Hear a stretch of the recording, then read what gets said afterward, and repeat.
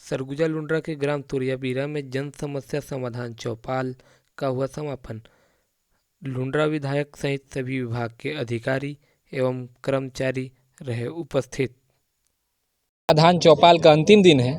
लोगों से शिकायतें व मांग प्राप्त हुई हैं। किस तरह की शिकायत व मांग आए हुए हैं?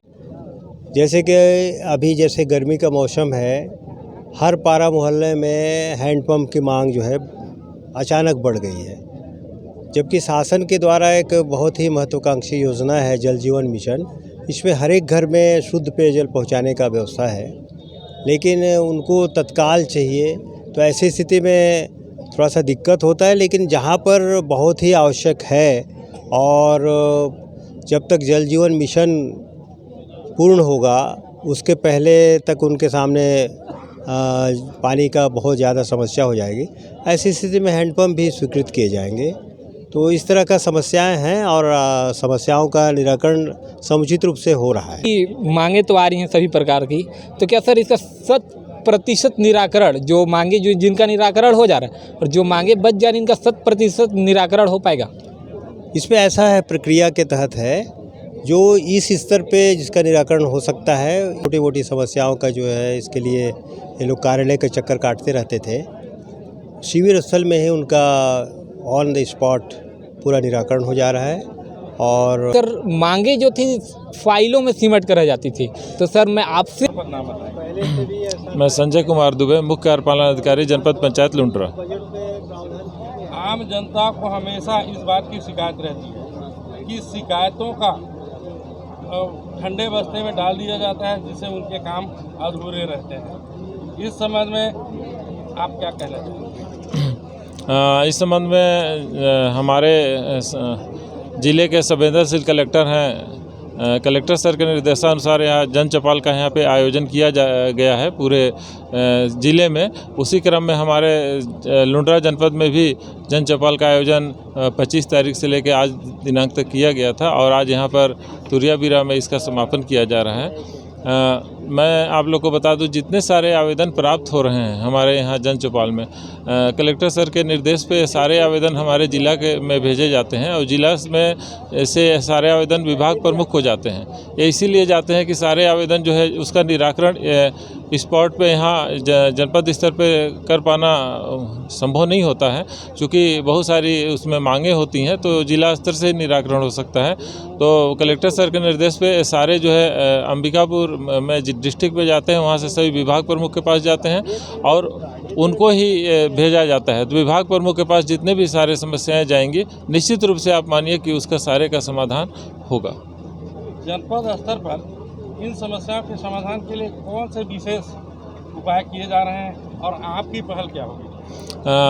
हमारे आज तक जितना भी जन चौपाल हुआ है वो सारे में जितने आवेदन आएंगे वो सारे आवेदन को हम अपने यहाँ हमारे यहाँ जब आएगा तो हम सारे आवेदन के लिए अपने यहाँ एक कमेटी का गठन करेंगे और उसमें हम अपने जितने आवेदन हमारे स्तर पर निराकरण योग्य होंगे हम उनका यथासंभव निराकरण करेंगे और जो संबंधित जो शिकायत करता है या मांग करता है हम उनको उनके घर तक ये सूचना देंगे, या मोबाइल के माध्यम से या पंचायत के माध्यम से हम उनको सूचना भी देंगे।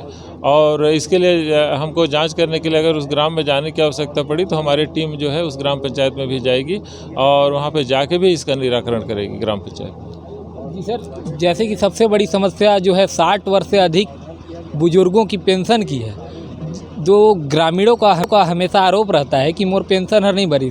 तो सर इसके लिए आप क्या ग्रामीणों को हमारे चैनल के माध्यम से बताना चाहेंगे? मैं आपके चैनल के माध्यम से समस्त हमारे जनपद स्तर के जो भी हमारे वृद्ध हैं, मैं सबको जो है यह कहना चाहता हूं कि चूँकि शासन का ही ये निर्देश है कि 60 वर्ष से ऊपर को ही जो है पेंशन प्राप्त होना है, तो अमूमन देखने में क्या आ रहा है अभी कि उनको लगता है कि हमको पेंशन मिलना चाहिए, उनका उम्र 60 साल हो गया है, लेकिन उनका उम्र 60 साल आधार कार्ड में नहीं हुआ रहता है। तो जब हम आधार कार्ड देखते हैं तो उनका उम्र 60 साल नहीं पूरा रहता है, जिसके कारण से उनका पेंशन स्वीकृत नहीं हो पाता है। तो मैं ऐसे लोगों को ये चाहूँगा कि आधार कार्ड में जो है डेट ऑफ बर्थ को सुधरवाने का प्रयास करेंगे, ताकि जो है इस तरह का समस्या ना। इस समस्याओं का निराकरण कब तक हो पाएगा? सर ग्रामीणों का कहना है कि राजस्व विभाग के कार्यालय का सिर्फ चक्कर कटवाते हैं। तो आप आज स्वयं मौजूद हैं, मैं आपसे जानना चाहता हूँ, और ग्रामीणों का मांग है तो इनका निराकरण शिविर में चूँकि आवेदन काफ़ी आए हुए हैं, तो इनका निराकरण कब तक हो जाएगा?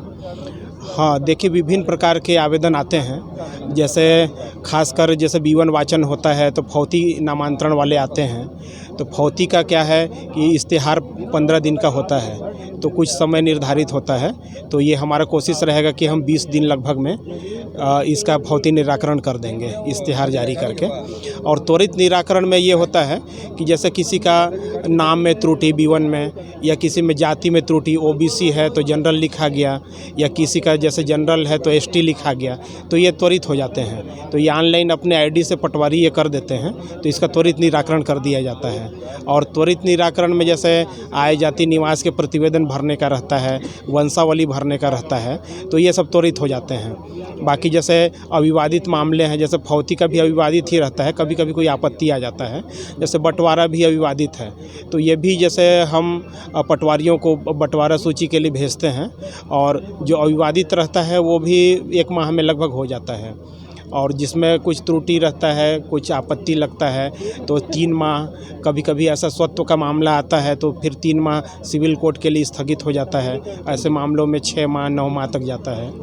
हाँ, लेकिन जो अविवादित मामले हैं भरसक 1 माह में निराकृत हो जाता है। माँ वितरण कराया, इनका नेत्र परीक्षण वगैरह पहले से ये अंधत्व निवारण कार्यक्रम के तहत ये रूटीन का हमारा कार्यक्रम है। हम सभी लोगों का, बुज़ुर्गों का, या जिसको चश्मा लगना है उनकी जांच करते हैं, फिर चश्मा बन के जिला स्तर से आता है, फिर समय समय पे जब भी आता है तो उनको बांटते हैं। इस शिविर के माध्यम से अभी कुछ चश्मे आए थे, तो शिविर के माध्यम से हैंड स्टिक और चश्मा का वितरण भी किया गया है।